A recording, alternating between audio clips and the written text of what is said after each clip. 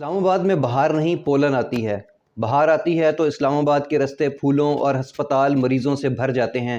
Pollen allergy کا یہ عذاب ہمارے فیصلہ سازوں کے فکری افلاس کا تعاون ہے جو آج ہم ادا کر رہے ہیں اور کل ہماری نسلیں ادا کریں گی۔ اسلام آباد سے پہلے مارگلا کے پہاڑ خشک اور ویران نہ تھے۔ پرانی تصاویر آج بھی دستیاب ہیں اور دیکھا جا سکتا ہے کہ ان میں وہی حسن تھا جو پوٹھوہار کے باقی پہاڑوں پر موجود ہے۔ غیر ملکی ماہرین شہر کی پلاننگ کر رہے تھے، انہیں مقامی تہذیب کا کوئی علم نہ تھا، اور ایوب خان صاحب فیصلہ ساز تھے جو حکم اور تعمیل کے بیچ کسی بھی وقفے سے آشنا نہ تھے۔ ایک شام فیصلہ ہوا کہ اسلام آباد کو سرسبز بنانا ہے۔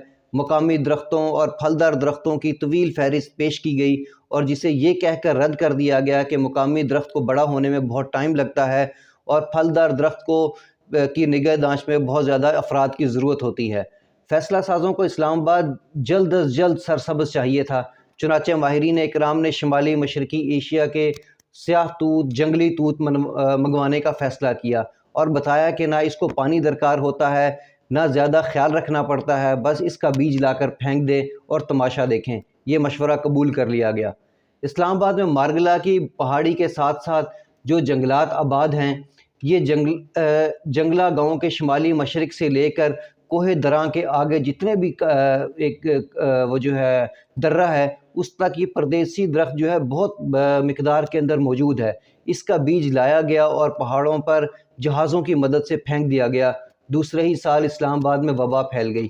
1963 میں اسلام آباد جو تھوڑی بہت آبادی ہوا کرتی تھی، جیسے ہی جاڑا ختم ہوا، سرخناک بہتی آنکھوں اور اکھڑتی سانسیں لیے الامان الامان پکارتے یہ لوگ شہر کے ایک واحد ہسپتال پولی کلینک کی طرف بھاگے، اور شہر کے اندر ایک سراسیمگی سی پھیل گئی کہ آیا یہ کوئی وبا آ گئی ہے، یہ کیا ہو گیا ہے کہ ہر کوئی بہتی ناک اور اکھڑتے سانسوں کے ساتھ پہنچ گیا ہے۔ یہ 2 یا 3 سال کے بعد پھر پتہ چلا کہ یہ وجہ یہ تھی جو جنگلی توت ہم نے منگوایا تھا، اس کی وجہ سے یہ پولن الرجی کا شکار ہوتا ہے۔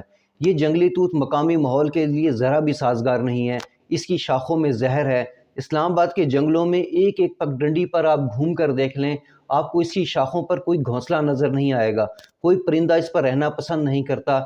اس درخت کی وجہ سے پرندوں پر کیا بیتتی ہے اگر اس کا مطالعہ ہو جائے تو درد کے نئے عنوان سامنے آ جائیں۔ سر شام اس سے باقاعدہ دھواں نکلتا ہے، اس کے نیچے تو کیا اس کے آس پاس بھی کھڑا ہونا ممکن نہیں رہتا، کیونکہ اس کی شاخوں پر بہار کے رت میں کوئی چڑیا، کوئی بلبل، کوئی پرندہ دکھائی نہیں دیتا۔ دنیا میں 1500 تک اگر پولن کی مقدار پہنچ جائے تو اس کو خطرناک سمجھا جاتا ہے۔ اسلام آباد میں پولن کاؤنٹ 82,000 تک پہنچ جاتا ہے۔ مارچ کے آخری ایام میں 40-50 ہزار تو معمول کی بات ہوتی ہے۔ ناک میں کھجلی ہوتی ہے، چھینکیں آتی ہیں، آنکھیں بہتی ہیں، گلا خشک ہو جاتا ہے اور اس میں درد ہونے لگتا ہے، سانس کی تکلیف شروع ہو جاتی ہے، سینے سے آوازیں آنے شروع ہو جاتی ہیں اور آپ سو نہیں پاتے۔ پولن الرجی صرف دمے کا باعث نہیں بنتی، یہ بلڈ پریشر اور دل کے دوروں کا بھی باعث بنتی ہے۔ اسلام آباد میں باقاعدہ اگر اعداد و شمار جمع کیے جائیں اور جس طرح کووڈ کے اعداد و شمار جمع کیے گئے، اسی طرح پولن کے اعداد و شمار بھی جمع کیے جائیں کہ کتنے لوگ پولن سے مر رہے ہیں، تو اندازہ ہوگا کہ یہ کتنا خطرناک ہے۔ اس کو کاٹنے کے لیے بہت ساری تدابیر کی گئیں، لیکن یہ جنگلی توت کے کاٹنے جیسے ہی اس کو کاٹتے ہیں یہ ایک دوبارہ نکل آتا ہے۔ اس کو کاٹنے کے کئی منصوبے ایسے بنائے گئے، لیکن یہ سخت جان درخت ہے، کاٹ کر پھینک دینے سے یہ ناسوس ختم نہیں ہوتا، پھر اگاتا ہے۔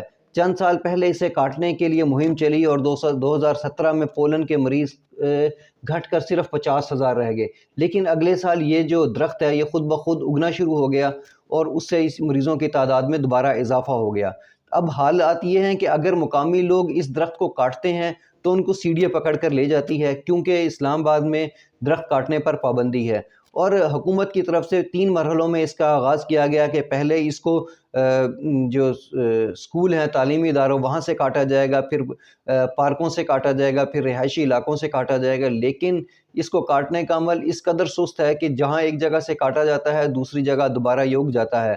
ضرورت اس امر کی ہے کہ یکمشت ایک مہم چلائی جائے اور وسیع بنیادوں پر مہم چلائی جائے، تاکہ اس درخت کو زیادہ سے زیادہ جتنی مقدار میں ایک سال میں کاٹ سکتے ہیں کاٹ دیا جائے، اس کو آگ لگا کر اس کی راکھ کو اڑا دیا جائے، تاکہ یہ درخت ہے اس سے نجات مل سکے۔